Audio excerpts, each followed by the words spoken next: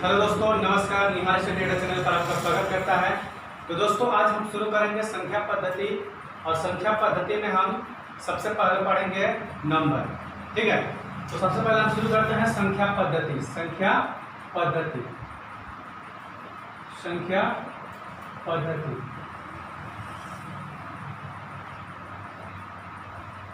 तो दोस्तों, संख्या पद्धति में सबसे पहले हम ये देखेंगे ये संख्या होता क्या है। संख्या होता क्या है, संख्या क्या है।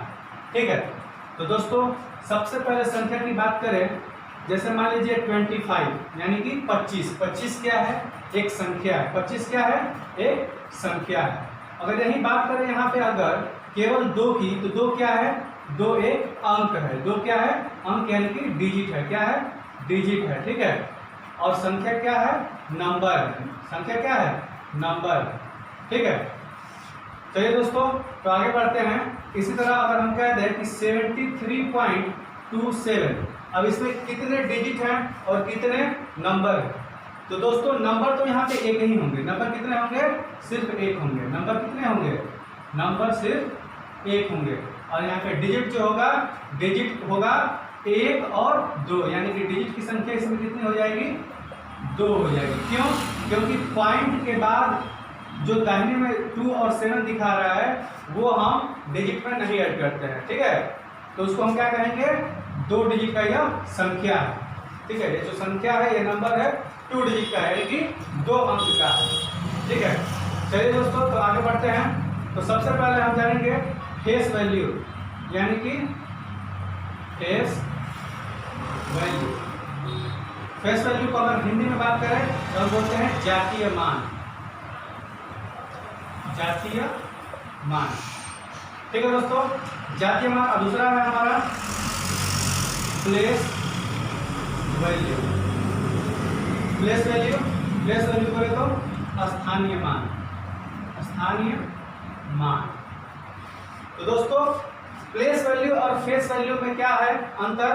तो दोस्तों जैसे मान लीजिए 5, 3, 7, 8, तो इसमें जो होगा, अगर हम बात करें 3 का फेस वैल्यू, तो दोस्तों फेस वैल्यू सेम होता है। फेस वैल्यू क्या होता है? सेम होता है। तो इसमें 3 का जो फेस वैल्यू है वो 3 ही होगा। और बात करें अगर यहाँ पे प्लेस वैल्यू यानी कि स्थानीय मान की बात करें, तो स्थानीय मान 3 का क्या हो जाएगा? 3 के बाद कितना डिजिट और है? 2, तो 2 जीरो लगा देंगे, यहाँ पे हो जाएगा 300। ठीक है, तो चलिए दोस्तों, इसी पे एक क्वेश्चन है हमारा। क्वेश्चन ये कह रहा है कि अगर 3769 3769 में 6 का स्थानीय मान और जातीय मान में अंतर क्या होगा? तो दोस्तों कह रहा है कि ये दिया हुई संख्या में 6 का स्थानीय मान और जातीय मान का अंतर क्या होगा? तो दोस्तों इसको सिंपली कैसे करेंगे? तो जातीय मान हो जाएगा यहाँ इस पे 6 हो जाएगा, यानी कि 6 हो जाएगा जातीय मान। जातीय मान कितना हो जाएगा? 6 हो जाएगा। और इसका जो है स्थानीय मान कितना हो जाएगा? 60 हो जाएगा। ठीक है दोस्तों, तो इसका जो आपका अंतर निकालेंगे आप, तो कितना निकलेगा? यहाँ पे 54 निकलेगा। ठीक है, तो इसका जो आंसर होगा 54 हो जाएगा। यानी कि 3769 में अगर 6 का स्थानीय मान और जातीय मान का अगर अंतर निकाले तो उसका आंसर क्या हो जाएगा? 54 हो जाएगा। ओके दोस्तों, तो चलते हैं अपने अगले टॉपिक की तरफ।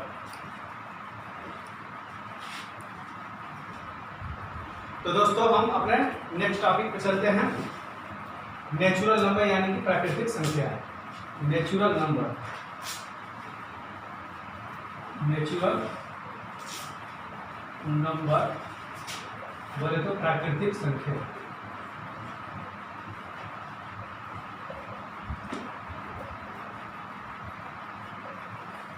तो दोस्तों प्राकृतिक संख्या क्या होता है?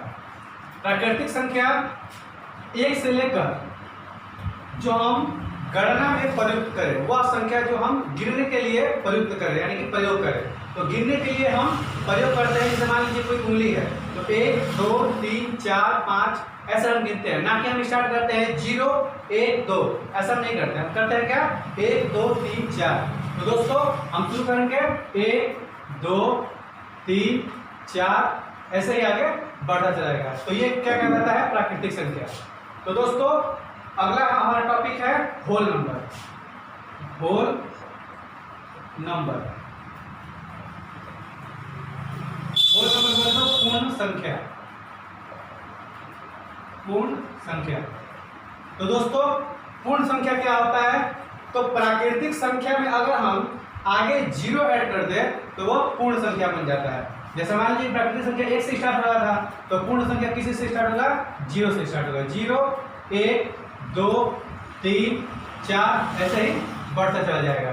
ठीक है, तो दोस्तों हम अगले नेक्स्ट टॉपिक पे चलेंगे, परिमेय संख्या। किस पे चलेंगे?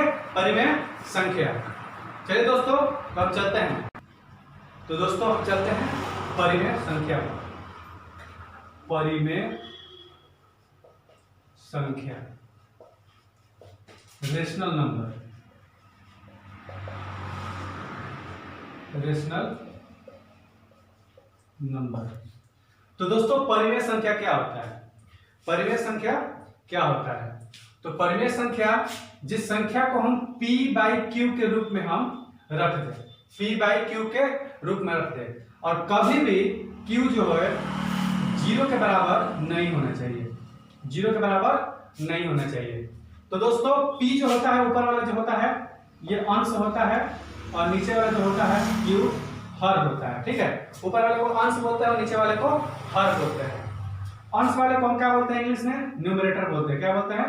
न्यूमरेटर बोलते हैं। और हर क्या बोलते हैं? डिनोमिनेटर बोलते हैं। ठीक है, तो दोस्तों जो संख्या p/q के रूप में हम रख दे वो परिमेय संख्या कहलाता है, जो कि q = 0 नहीं होना चाहिए। q बराबर कभी भी 0 नहीं होना चाहिए। जैसे मान लीजिए दिया है 5/3, तो 5/3 क्या हो गया? एक परिमेय संख्या हो गया। जैसे मान लीजिए केवल 6 है, यानी केवल 6 है, तो 6 पूछ देगा कोई कि क्या है, तो 6 जो है अगर नीचे 1 लगाएंगे तो कितना हो जाएगा? ये भी एक परिमेय संख्या ही हो जाएगा। ठीक है, चलिए दोस्तों तो चलते हैं अपने अगले टॉपिक पे, अपरिमेय संख्या पे। अपरिमेय संख्या, अपरिमेय संख्या, इर्रेशनल नंबर। इर्रेशनल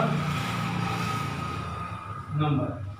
ठीक है, तो दोस्तों अपरिमेय संख्या, अपरिमेय संख्या क्या होता है? जो ठीक इसी का उल्टा ही होता है, इसका ठीक उल्टा होता है। जैसे मान लीजिए अपरिमेय में क्या होता है?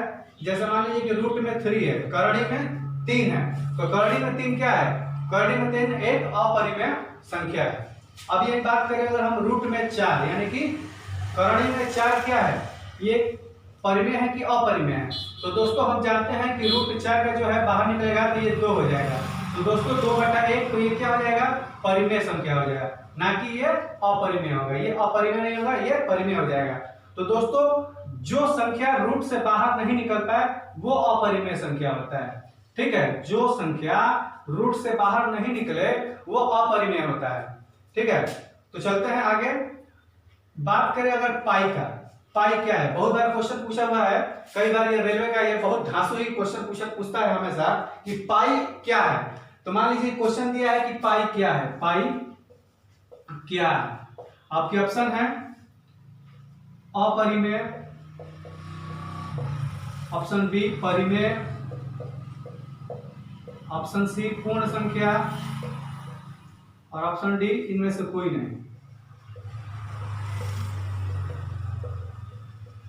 तो दोस्तों इसका सही आंसर होगा आपका पाई जो है एक अपरिमेय संख्या है। ठीक है, तो इसका क्या आंसर हो जाएगा? पाई जो है अपरिमेय संख्या है। चलिए दोस्तों तो आपका अगला टॉपिक चलेगा, शुरू करेंगे हम। तो दोस्तों हम चलेंगे अगले टॉपिक पे, पूर्णांक संख्या। किस पे चलेंगे? पूर्णांक संख्या। पूर्णांक संख्या यानी कि इंटीजर्स। क्या है? इंटीजर्स। तो दोस्तों इंटीजर्स होता क्या है, पूर्णांक संख्या होता क्या है? तो दोस्तों पूर्णांक संख्या जो होता है वो 2 प्रकार का होता है। एक होता है एक धन पूर्णांक संख्या, एक ऋण पूर्णांक संख्या, निगेटिव इंटीजर्स और पॉजिटिव इंटीजर्स। तो दोस्तों पूर्णांक संख्या 2 प्रकार का होता है, एक पॉजिटिव होता है और एक निगेटिव होता है। मान लीजिए +1, +2, +3 ये पॉजिटिव इंटीजर्स हो गया, और ये -1, -2, -3 यह जो हो जाएगा आपका नेगेटिव इंटीजर्स यानी कि ऋण पूर्णांक संख्या हो जाएगा। चलिए दोस्तों, तो आगे हम चलते हैं। एक चीज और नोट करिएगा, नोट में करिएगा कि जीरो जो है, जीरो एक पूर्णांक संख्या है। क्या है? एक पूर्णांक संख्या है। जीरो एक पूर्णांक संख्या है, लेकिन कैसा पूर्णांक संख्या है? जीरो तो पूर्णांक संख्या है, लेकिन यह ना ही निगेटिव पूर्णांक संख्या है और ना ही ये पॉजिटिव पूर्णांक संख्या है, ना ही यह धनावेशित पूर्णांक है और ना ही ऋणावेशित पूर्णांक है, बल्कि ये जीरो जो है पूर्णांक संख्या है। चलिए दोस्तों, तो पूर्णांक संख्या आप समझ गए। आगे चलते हैं अपना अभाज्य संख्या। अभाज्य संख्या, अभाज्य संख्या यानी प्राइम नंबर। Prime number. तो दोस्तों, प्राइम नंबर क्या होता है, अभाज्य संख्या क्या होता है? तो दोस्तों जो नंबर खुद से और एक से कट जाए वह प्राइम नंबर यानी कि अभाज्य संख्या कहलाता है। यानी कि खुद से कटे, स्वयं से कटे और एक से कटे, तो ऐसा क्या संख्या है? तो दोस्तों पहला है दो। दो का जो है गुणनखंड होगा तो एक होगा और एक दो होगा, केवल दो, एक और दो, ना कि कोई तीसरा नहीं होगा।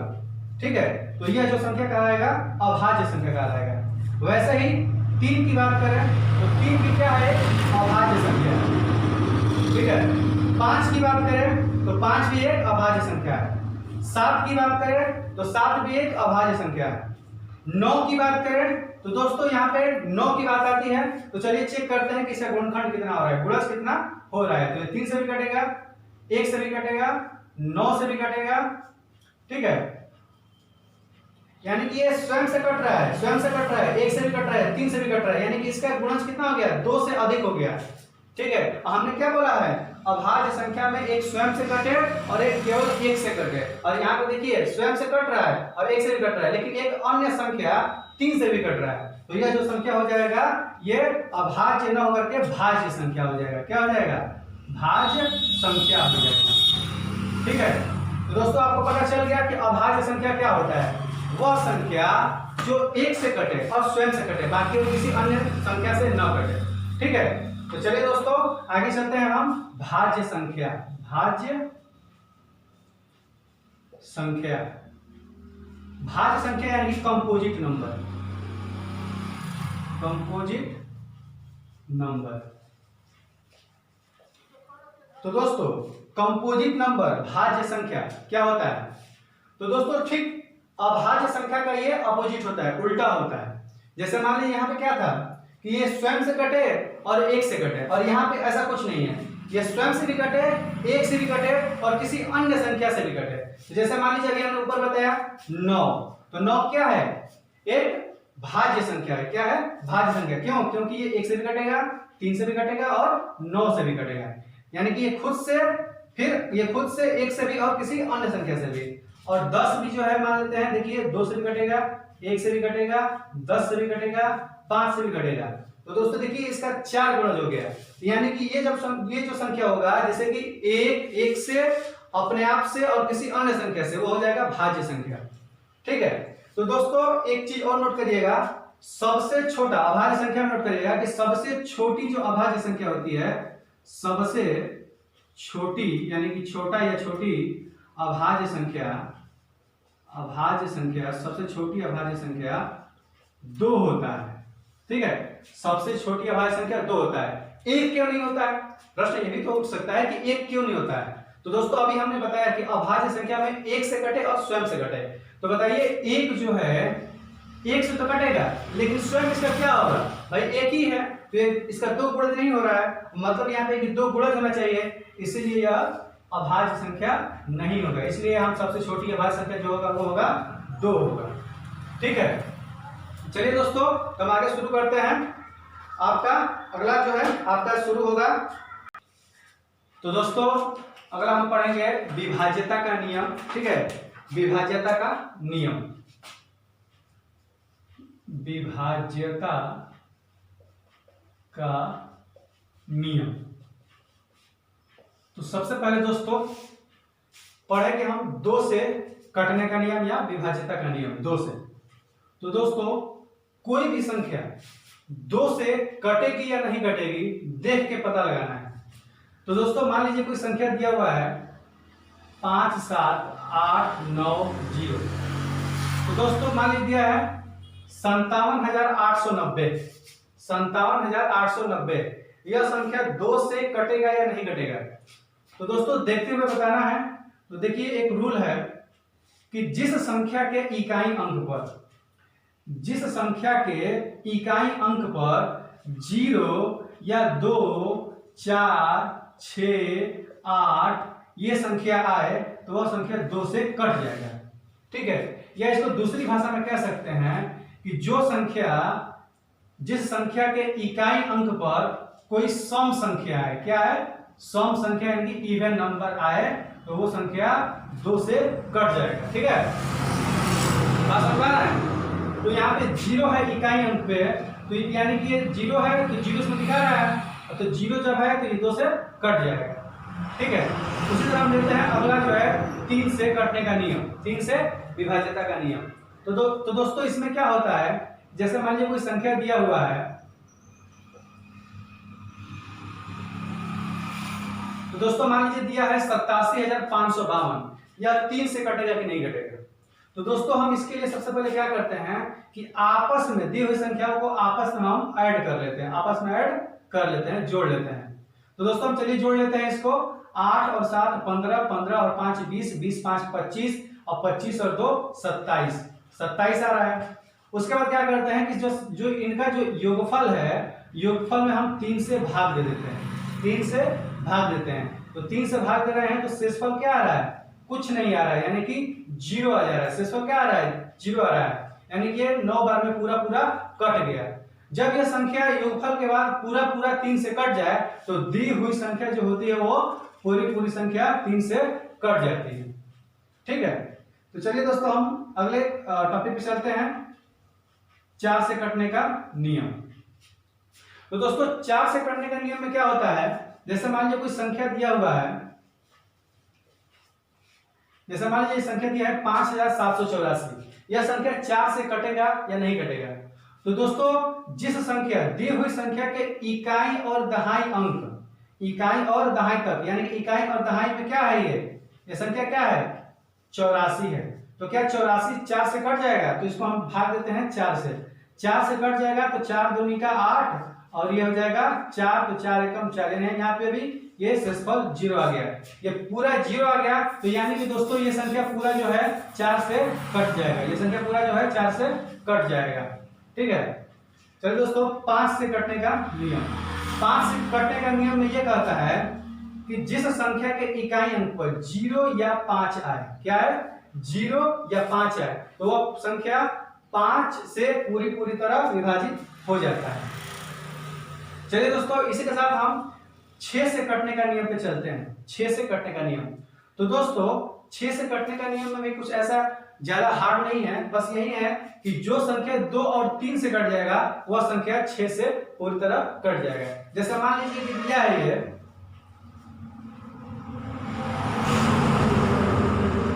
मान लीजिए दिया है 3,252, ये 6 से कटेगा कि नहीं कटेगा। तो दोस्तों हमको यहाँ पे देखना है कि यह संख्या 2 से और 3 से कट रहा है कि नहीं, 2 से और 3 से कट रहा है कि नहीं। तो दोस्तों देखिए सबसे पहले बताया है यहाँ पे इकाई अंक पे 2 है, यानी कि 2 से कट जाएगा।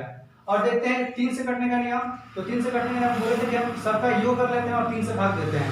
चलिए इसको योग कर लेते हैं, तो 3 2 5, 5 5 10, 10 2 12, और 12 जो होता है वो 3 से कट जाता है, तो 3 चौका 12, यानी कि 4 आ गया, यानी कि पूरी तरह से कट जा रहा है, यानी कि यह 2 से और 3 से पूरी तरह से कट जा रहा है, यानी कि यह संख्या पूरा 6 से कट जाएगा। ठीक है, चलिए दोस्तों तो चलते हैं अगले क्वेश्चन की तरफ। 7 से कटने का नियम, अगला टॉपिक है 7 से कटने का नियम। तो दोस्तों 7 से कटने का नियम में यह है कि जैसा मान लीजिए कोई संख्या दिया हुआ है,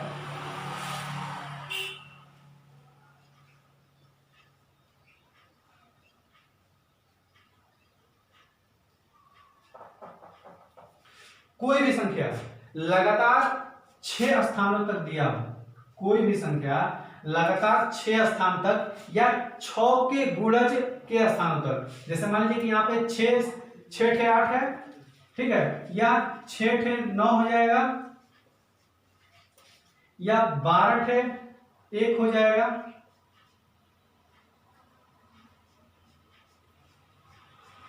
एक हो जाएगा, या 24 ठे 2 हो जाएगा। कुछ भी जो 6 के गुणज में लगातार वो संख्या हो, या 6 हो, 12 हो, 18 हो, 24 हो, तो पूरी संख्या वो 7 से कट जाएगा। भाग करके देख लीजिएगा, ठीक है। चलिए दोस्तों, हम अगला टॉपिक पे चलते हैं, 8 से कटने का नियम। 8 से कटने का नियम। तो दोस्तों 8 से कटने का नियम में ये कहता है कि जो संख्या, जैसे मान लीजिए कोई संख्या दिया हुआ है,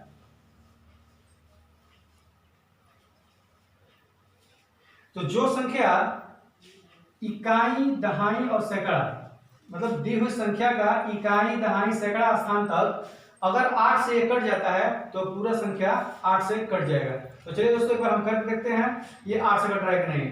तो ये 428 है, तो 8 5 है 40, और ये 2 बच रहा है तो 28, तो ये 8 से नहीं कटेगा। चलिए दोस्तों ये 8 से नहीं कटेगा। तो चलिए हम अगला क्वेश्चन, अगला हम देखते हैं एक और एग्जाम्पल।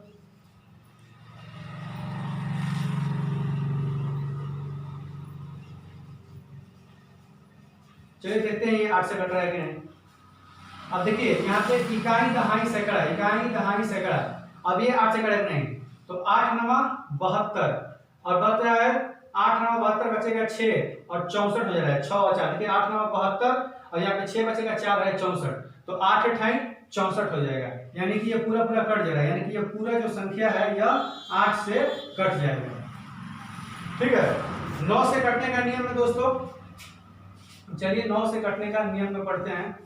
तो 9 से कटने का नियम वही 3 वाला नियम है।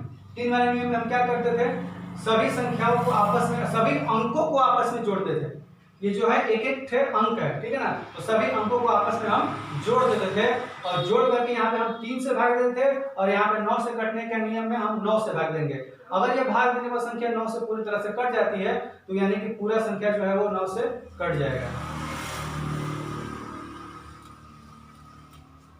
तो दोस्तों जैसे हमारे दिया है कि 54,981, 54,981, या 9 से कटेगा कि नहीं कटेगा। तो दोस्तों चलिए हम इसको ऐड करके देख लेते हैं। 5 4 9, 9 9 18, 18 19, 19 और 8 27, तो 9 के पहाड़ा में 27 आता है, यानी कि हम 27 9 से कट जाएगा, तो ये पूरी तरह से संख्या जो है 9 से कट जाएगा, ठीक है। चलिए दोस्तों इसके बाद हम 11 से कटने का नियम पे चलते हैं। 11 से कटने का नियम ये कहता है, जैसे मान लीजिए कि कोई संख्या दिया हुआ है,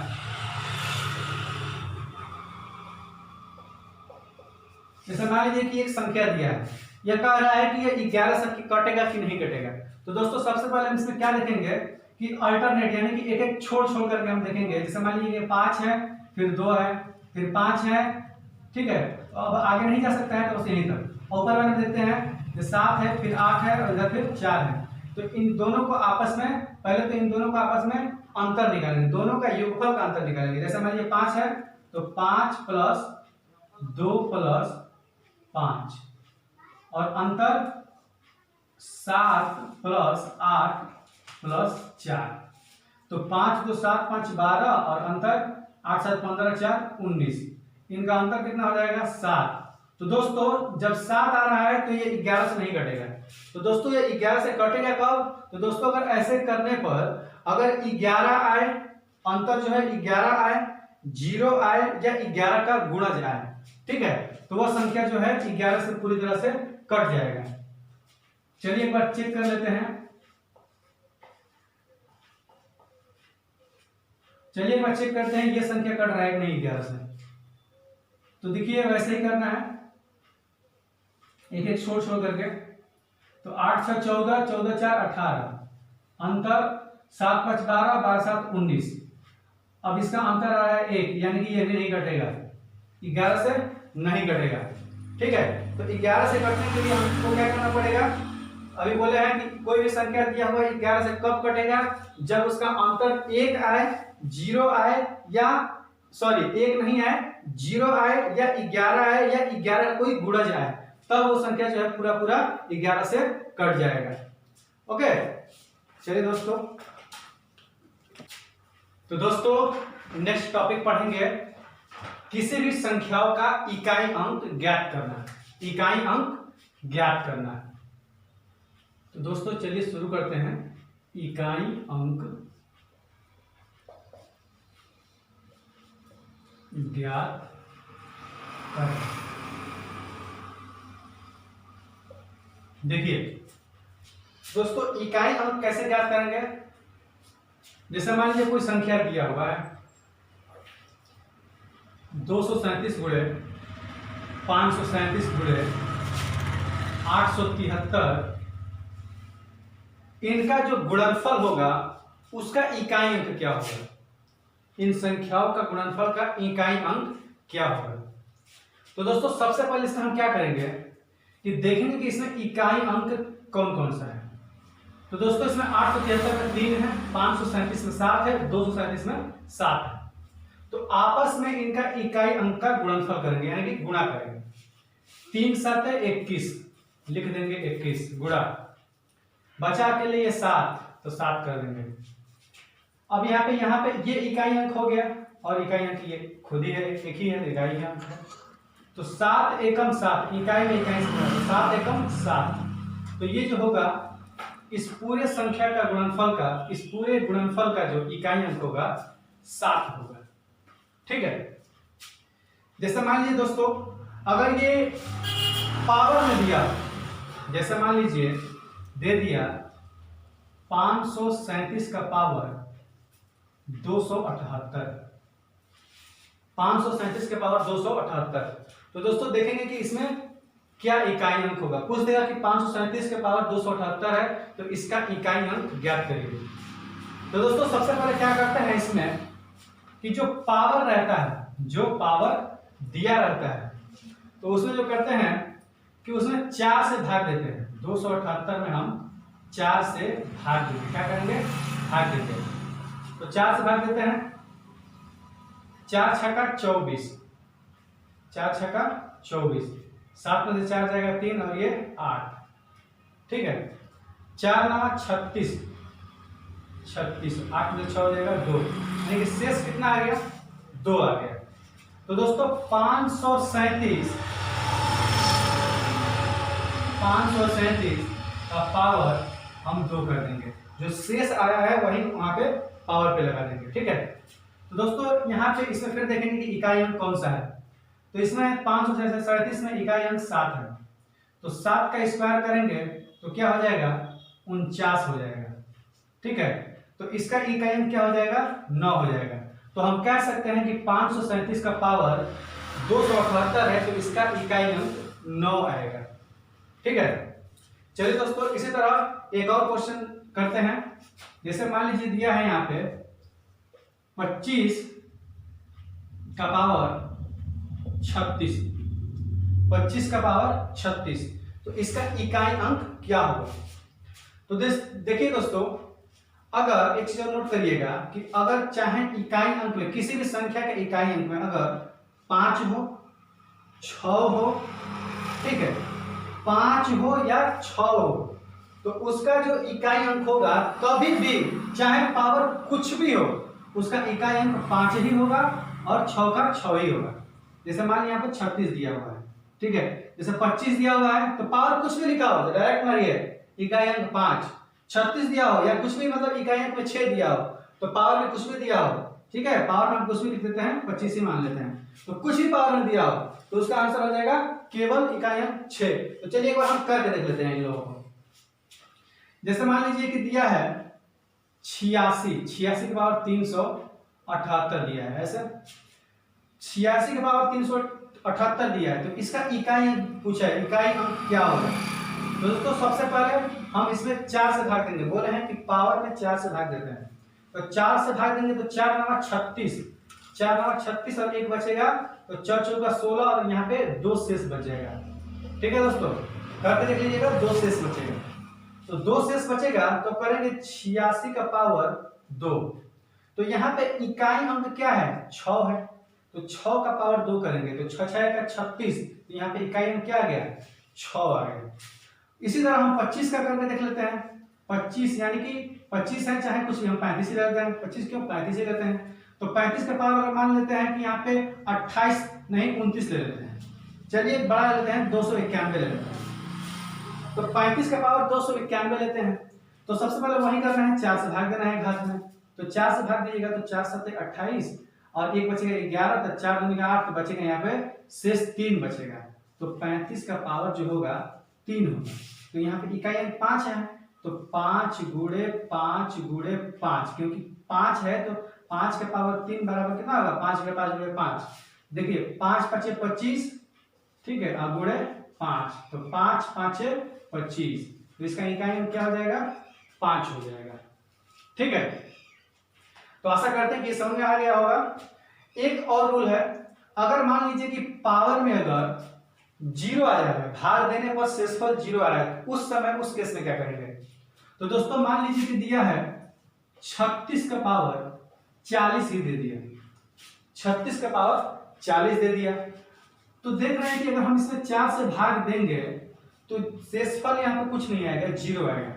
तो इस केस में दोस्तों जो 36 होता है या जो भी यहाँ पे बेस वैल्यू दिया है उसका पावर अगर 4 से भाग दे, उसका पावर में 4 से भाग देने पर शेषफल 0 आ रहा है, तो उस केस में जो बेस रहता है, बेस के पावर में हम 4 स्वतः रख देते हैं। ठीक है दोस्तों, जब 4 रख देते हैं तो फिर करना क्या है, 6 गुणे 6 गुणे 6 गुणे 6, तो 6 6 का 36 गुणे 6 6 का 36, तो 6 6 का 36 यानी कि इकाई से गुणा करेंगे तो 6 6 का 36, तो इसका इकाई अंक 6 आ जाएगा।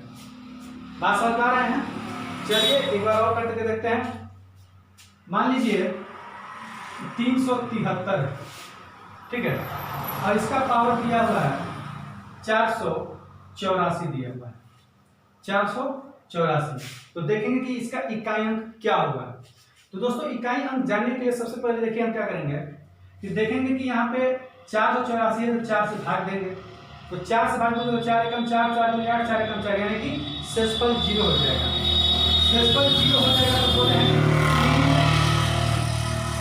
शेषफल 0 हो जाएगा तो बोले हैं कि 3 7 3 यानी 373 में हम ऑटोमेटिक 4 लगा देंगे। क्यों, क्योंकि यहाँ पे शेषफल 0 हो जा रहा है, तो बोले हैं कि घात में 4 स्वतः लगा देते हैं।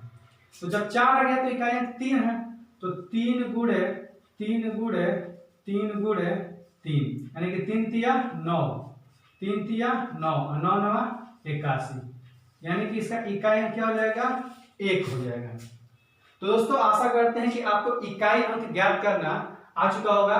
अगर आपको कोई भी क्वेश्चन में कहीं से कुछ भी दिक्कत हो तो आप कमेंट करिए, ठीक है, और हमको जो है हमारा जो है व्हाट्सएप नंबर है 9616188434, उस पर मैसेज करिए, चाहे वो भी मैथ का कोई भी क्वेश्चन हो और उसको सॉल्यूशन लीजिए और कमेंट जरूर करें। दोस्तों कोई भी क्वेश्चन कहीं भी दिक्कत हो तो आप कमेंट करके जरूर बताएं हमें।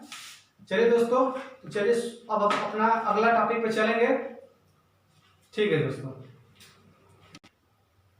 तो दोस्तों आपने संख्या पद्धति में बहुत चीज पढ़ लिया है आपने, जैसे प्राकृतिक संख्या, पूर्ण संख्या, पूर्णांक संख्या, परिमेय संख्या, अपरिमेय संख्या, इकाई अंक ज्ञात करना, डिविजिबिलिटी यानी कि विभाज्यता का नियम, ये सब आपने पढ़ लिया है। तो दोस्तों आपने ये सब पढ़ने के बाद आपको किसी भी टॉपिक में कहीं से भी कोई भी क्वेश्चन समझ में नहीं आया हो, कोई भी टॉपिक समझ में नहीं आया हो, तो आप कमेंट करके आप क्वेश्चन का सॉल्यूशन पूछ सकते हैं। टॉपिक समझ में नहीं है उसके बारे में आप पूछ सकते हैं। तो दोस्तों निहाल स्टडी अड्डा चैनल को आप सब्सक्राइब करना ना भूलें और शेयर करना ना भूलें।